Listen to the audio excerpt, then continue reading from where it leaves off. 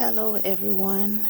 I am here with a middle of the night book haul to share with you all. It is currently 1:20 a.m. and I just wanted to share these nice finds that I was pretty excited about picking up on today. So sit back, grab yourself a cup of coffee or tea, and get ready to enjoy this book haul. So first up, I have a vintage book here. It's How to Draw and Paint, from the series of How to Draw and Paint, and this one is Figures in Action. And it lets you know that it's like a medium pencil sketching book. What I loved about these books, because I had a few of these books growing up, was it gives you like a what you will learn description in the book, and it has a little note to the art enthusiast here. So in order for me to do a brief flip through, I did kind of tape some stuff off because it is a very detailed book on learning to sketch, and it goes into great awesome teachings and gives you very good lessons on drawing different parts of the human figure.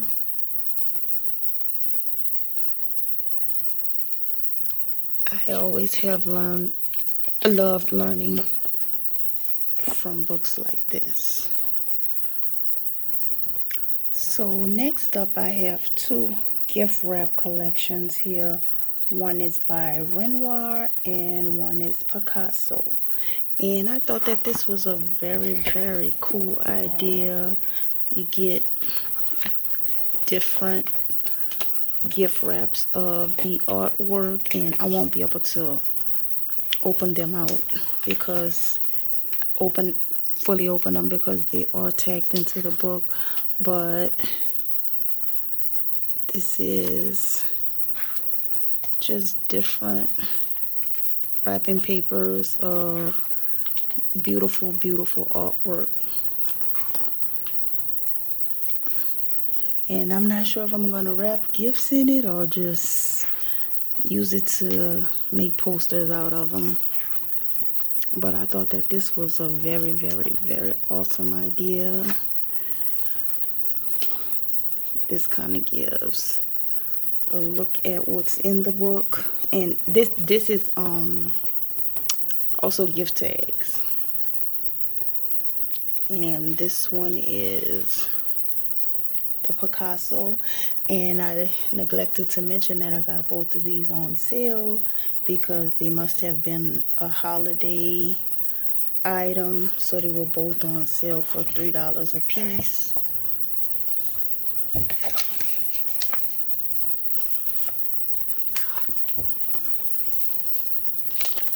And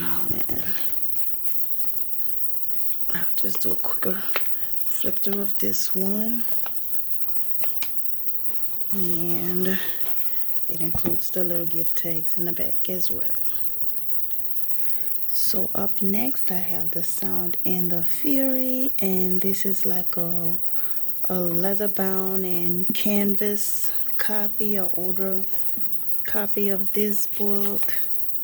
Do a little brief flip through. This is one I have always been interested in reading,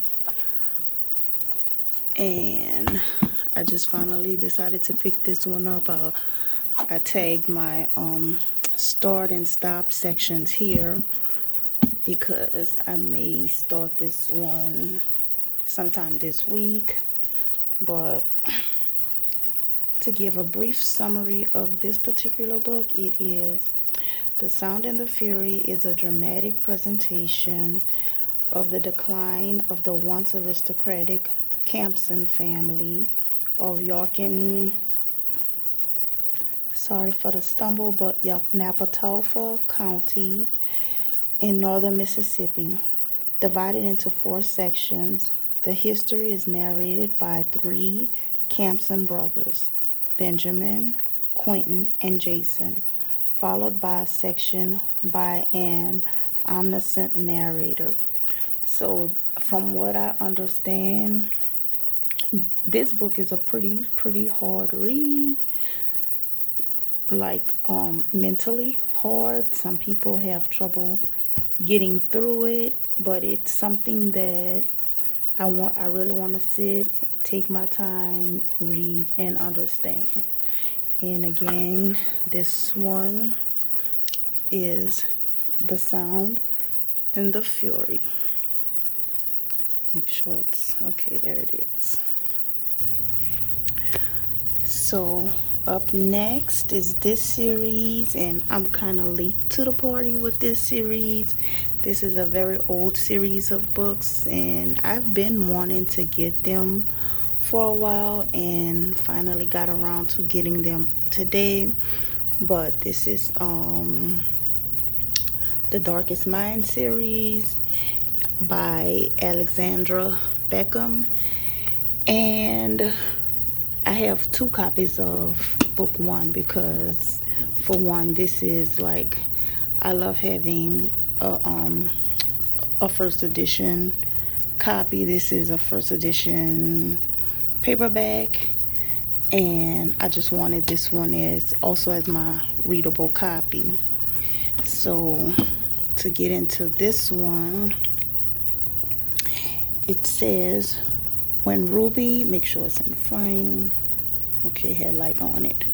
When Ruby woke up on her 10th birthday, something about her had changed, something frightening enough to make her parents lock her in the garage and call the police, something that got her sent to Tormund, a brutal government rehabilitation camp. She might have survived the mysterious disease that had killed most of America's children, but she and the others have emerged with something far worse, frightening abilities they could not control. Now 16, Ruby is one of the dangerous ones. When the truth comes out, Ruby barely escapes Thormund with her life. She is on the run, desperate to find the only safe haven left for kids like her, East River. She joins a group of kids who have escaped their own camp. Liam, their brave leader, is falling hard for Ruby, but no matter how much she aches for him, Ruby can't risk getting close, not after what happened to her parents. When they arrive to East River, nothing is as it seems, least of all its mysterious leader. But there are other forces at work, people who will stop at nothing to use Ruby in their fight against the government. Ruby will be faced with a terrible choice, one that may mean giving up her only chance at having a life worth living. So I did watch this movie. Love the movie, and it kind of puts me in the mindset of one of my favorite series, Stranger Things. So I do love stuff like this. And another thing I love about this series is I don't have book 4, but when you put these together,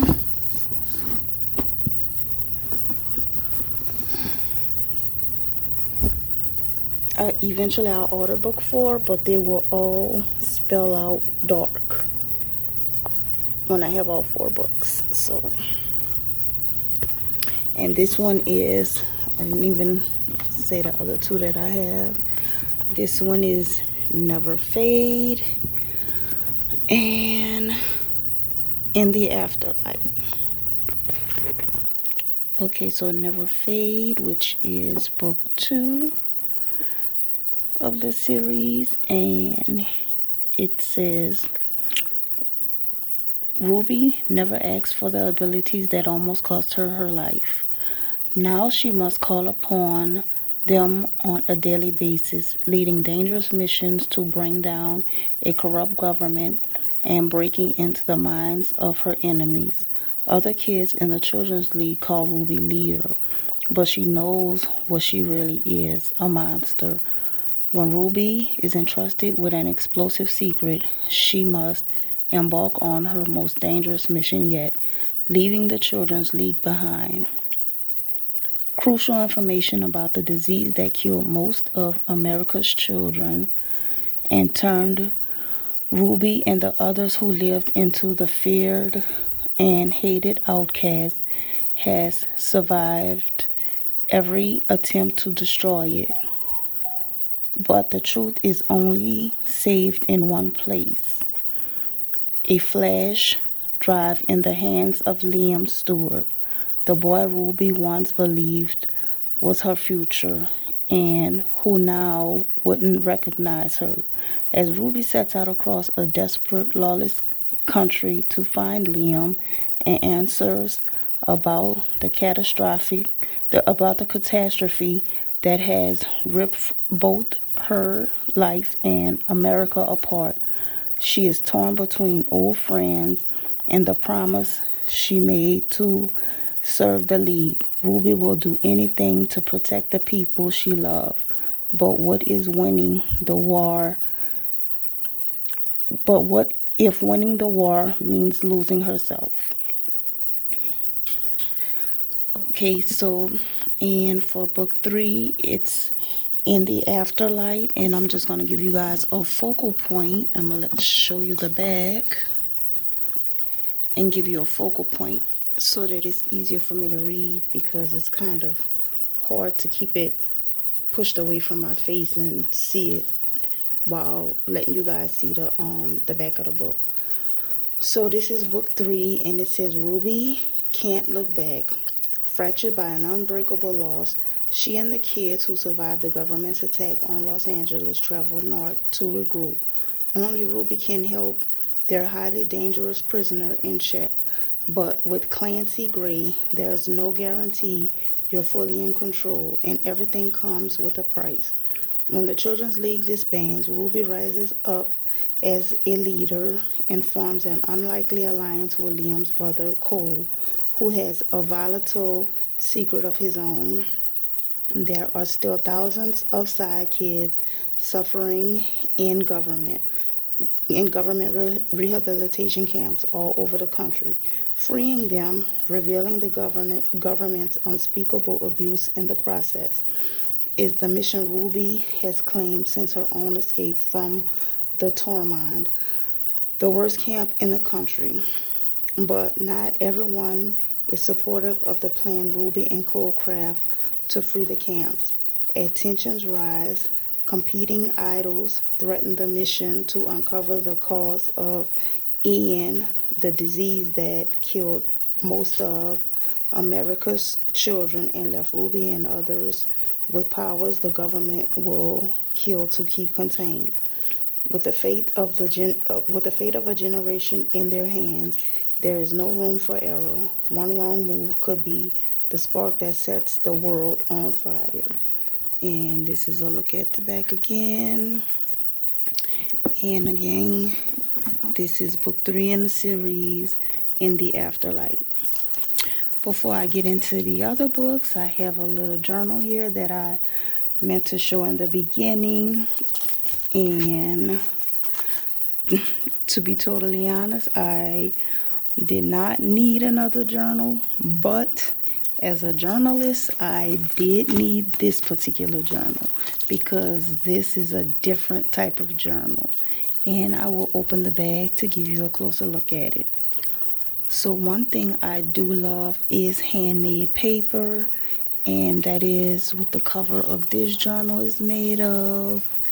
Try to get in close so you can see the texture of it. I love handmade paper. And another cool thing about this journal is it is embroidered. There are so many embroidered details. These flowers are actually embroidered on here. There's embroidery, maybe you can see it as I move it back and forth, on a little bird. And it is the same way on the back as it is the front. And it is a lined paper journal. And let's see if it tells how many pages are in here. 120 lined acid-free pages. So I had to have this little journal. And coincidentally, I want to put it inside of this little case, which I also, maybe 2-3 months ago, I purchased from Half Price Books as well. And the journal I keep inside of it, I also purchased from there. I haven't written in it that much yet. It's just like a little topic journal that I use, but I have been enjoying this little slip case, and this will fit perfectly in it. I will most likely tuck it inside of the pocket here. I'm trying to do this one-handed, guys. You know me with this one-handed thing.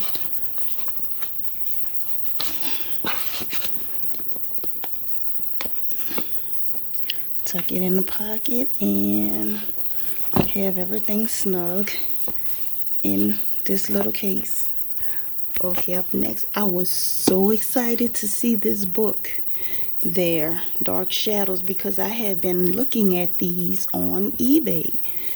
So I broke down and ordered book 1 today on eBay, since I was able to find book 2 there.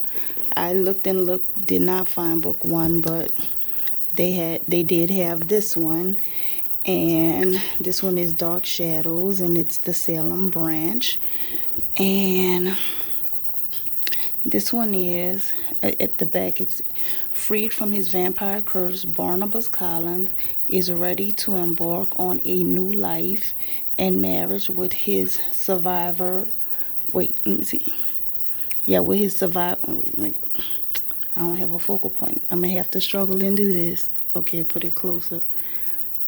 With his savior, the virtuous Dr. Julia Hoffman. But when Antoinette, a beautiful flower child with a shocking resemblance to the immortal... Okay, guys, I had to get a little charge on my battery because the battery just went down on us, and the flash, causing the flash to go out. So where did I leave off? But when Antoinette, a beautiful flower child with a shocking resemblance to the immortal witch Angelique, rebuilds the old house, his past returns to haunt him. Discovering a grisly corpse in the basement where his old casket once lay, Barnabas realizes another vampire has invaded his domain. His fight to protect his family from the new threat will take Barnabas back through time to an evil moment in America's history, the corrupt witch trials of Old Salem. So this is a series I remember watching when I was a kid. I remember watching this TV series, and it would be nice if they would bring it back in order for me to be able to revisit it. But again, this is the second book, Dark Shadows, the Salem branch by Laura Parker. Okay, up next we have The Garden of Eden by Ernest Hemingway.